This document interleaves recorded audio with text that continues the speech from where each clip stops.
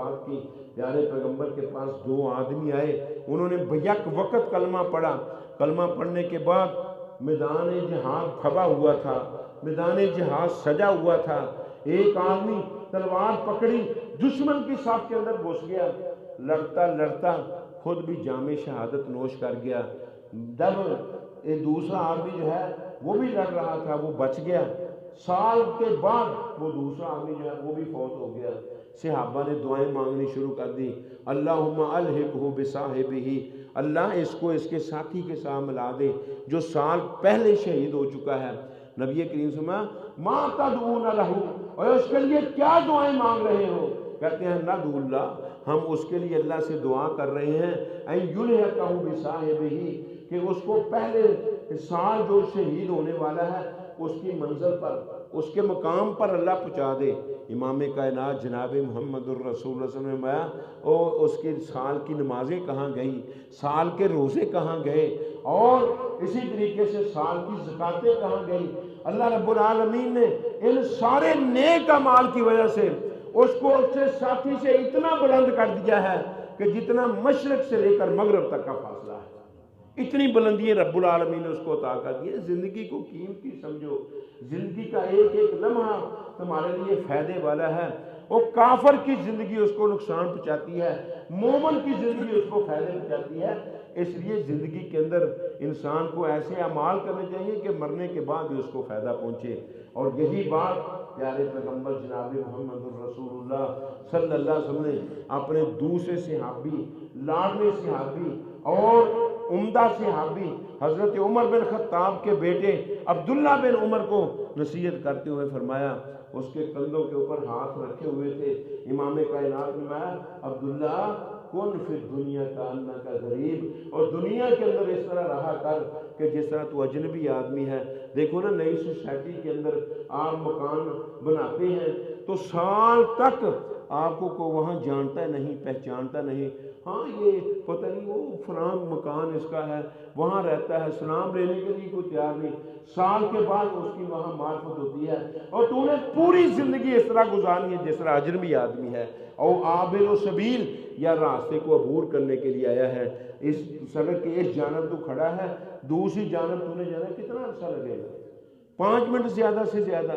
کوئی عارضی زندگی کے اوپر اس قدر تم فریفتہ ہو کہ پتہ نہیں لمبے لمبے محل جب تک ہم تمیز نہیں کریں گے کہاں یہ زندگی گزاریں گے۔ پیارے پیغمبر فرمایا کرتے تھے، میری اور زندگی کی مثال ایسے ہے کہ جس طرح ایک مسافر سایہ دار درخت کے نیچے 2 گھڑیاں آرام کرتا ہے پھر چل پڑتا ہے، میں تو مسافروں کی طرح اس درخت کے نیچے 2 گھڑیاں آرام کرنے کے لیے آیا ہوں۔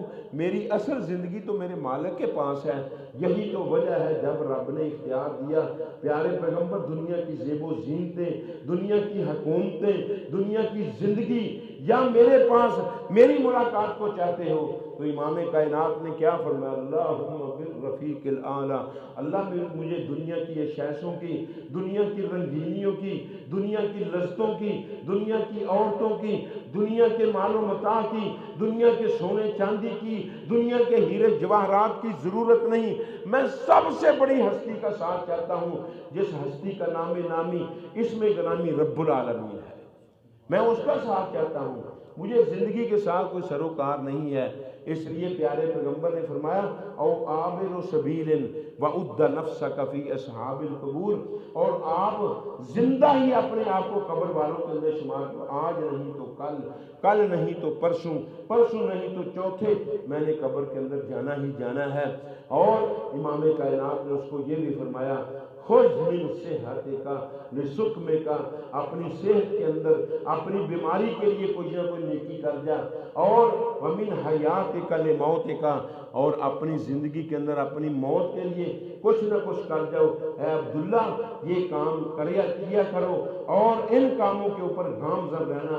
حضرت عبداللہ اپنے شاگردوں کو، اپنے بیٹوں کو کندھوں کے اوپر ہاتھ رکھ کر یہ کہا کرتے تھے، کیا کہا کرتے تھے وہ میرے شاگردوں، اذا اصبحت فلا تنتظر المساء، جب تو صبح کرے شام کا انتظار نہ کیا جائے، وَإِذَا أَمْسَيْتَ فَلَا تَنْتَظِرِ الصَّبَاحَ، جب تو شام کرے صبح کا انتظار نہ کیا کر۔ اور आगे मुहद्दिस ने, मुफस्सिर ने इसकी मजीद तफसील बयान करते हुए क्या कहा कि जब इंसान एक नमाज पढ़ने के लिए आए, जिंदगी की आखिरी नमाज समझकर पढ़े।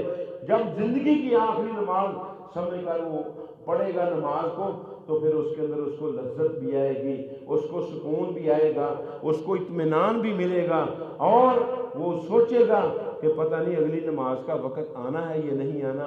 अगर आपने सुबह की पढ़ ली है तो उसको आखिरी नमाज समझे, पता नहीं ज़ोहर आनी है या नहीं आनी। ज़ोहर की पढ़ रहे हो, आखिरी नमाज समझो, पता नहीं असर का वक़्त आना है या नहीं आना। असर की पढ़ रहे हो, मगरिब का इंतज़ार ना करो, मगरिब की पढ़ रहे हो, इशा का इंतज़ार ना करो।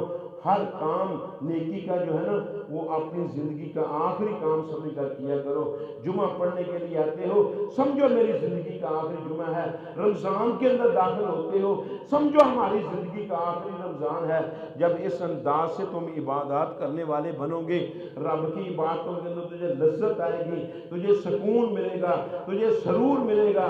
और लोगों को मतलब है, आप देखते हैं गुमराहियों के ऊपर, खराफात के ऊपर, रसूमात के ऊपर। अभी देखना, ये दिसंबर ख़त्म होगा और जनवरी शुरू होगी, शुरू पटाखे जो है वो चलने शुरू हो जाएंगे। मैदानों के अंदर रक्स लड़के और लड़कियां करने शुरू हो जाएंगे, गाना बजाना शुरू हो जाएगा, ढोल ढमक्कों की थाप के ऊपर डांस शुरू हो जाएगा। लेकिन आपने उनके अंदर हिस्सा नहीं लेना, आपने अपने आप को संजीदा बनाना है। इमाम कायनात से पूछा गया, अय्युल मुमिनीना अक़यसु या रसूलल्लाह, मोमिनों में से कौन सा मोमिन ज़्यादा समझदार है, ज़्यादा अकल वाला है? इमाम कायनात ने फरमाया, वो मोमिन अकल वाला है जो अपनी मौत को याद रखता है और अमल ऐसी चीज़ों के लिए करता है जो मौत के बाद जो है उसको फ़ायदा पहुँचाने वाली हैं। और दूसरी हदीस के अंदर प्यारे पैगम्बर ने क्या फरमाया, अल-कय्यिसु मन दाना नफ्सहु व आमिला लिमा बादल मौत। वो समझदार वो है, अक्लमंद वो है, संजीदा वो है कि जो अपने नफ्स को क्या कर लेता है, वो संजीदा बना लेता है और अमल ऐसी चीज़ों के लिए करता है जो मौत के बाद उसको फ़ायदा पहुँचाने वाली है। ये तो आर्जी ज़िंदगी है, किसी की मतलब 20 साल है, किसी की 30 साल है, किसी की 40 साल है, ज़्यादा से ज़्यादा उसकी उम्र जो है वो 70 साल तक चली जाएगी। लोगों बहुत कम हैं जो 70 से ऊपर जाते हैं। इस आर्जी ज़िंदगी को छोड़ो, आखिरी ज़िंदगी बनाओ जिसके लिए हमेशा हमेशा बका है, जिसके मुतल्लिक़ रब का कुरान कहता है, वल आखिरतु खैरुम व अबका, आखिरत बेहतर भी है और बाकी रहने वाली भी है। जो बाकी रहने वाली चीज़ है उसके पीछे लगो, उसके लिए कोशिशें करो। इंशाअल्लाह यही आपसे उम्मीद की जा सकती है। मोमिन के ईमान का तकाजा भी यही है कि वो अल्लाह रब्बुल आलमीन को राज़ी करने वाले काम करे और उन कामों को सर अंजाम दे जिन कामों के करने के बाद रब्बुल आलमीन का कुरान गवाही दे, जन्नातु अदनिन खालिदीन फ़ीहा, जन्नातु अदनिन तजरी मिन तहतिहा अल-अनहार तजरी मिन खालिदीन फ़ीहा व ज़ालिका जज़ाउ मन तज़क्का। माया तुम्हें बहारों वाली जन्नत हम दे देंगे जिसके नीचे नहर रवां दुआ हैं, खालिदीन फ़ीहा, जिसके अंदर तुम हमेशा हमेशा रहोगे। व ज़ालिका जज़ाउ मन तज़क्का, ये है जज़ा, ये है बदला हर उस आदमी का जो पकीज़गी इख्तियार करता है, अपने दिल को साफ कर लेता है, अपने ज़हन को साफ कर लेता है, अपने दिमाग को साफ कर लेता है, अपने जिस्म को साफ कर लेता है। अल्लाह रब्बुल आलमीन उसको फिर ये जज़ाएं अता फरमाता है। और रब के कुरान ने कैसी उम्दा, कैसी प्यारी बात की, मा कद अफ़लह मन ज़क्काहा, तहकीक कामयाब हो गया वो आदमी जिसने नफ्स को पकीज़ा बना लिया। वक़द खाब मन दस्साहा, और नाकाम हो गया वो आदमी जिसने नफ्स को गदला कर लिया। आज आपने सोचना है, समझना है कि हमने अपनी जान को पाक साफ करके रब के सामने पेश करना है या गदला मैला करके पेश करना है। और इंशाअल्लाह जो पकीज़ा होगा कल क़यामत को भी पकीज़ा होगा, कब्र के अंदर भी वो पकीज़ा होगा और फिर हशर के अंदर भी वो पकीज़ा होगा और पुल सिरात पर भी वो पकीज़ा होगा और जन्नत के अंदर पहुँचने के बाद भी वो पकीज़ा होगा। अल्लाह से दुआ है कि अल्लाह रब्बुल आलमीन हम सबको अपने आप की इस्लाह करने की तौफीक अता फरमाए और जो तकाज़े हैं किताब व सुन्नत के, अल्लाह उनको पूरा करने की तौफीक अता फरमाए। अक़ूलु क़ौली हाज़ा सुब्हानक अल्लाहुम्मा व बिहम्दिका अशहदु अल्ला इलाहा इल्ला अंता अस्तग़फिरुका व अतूबु इलैक।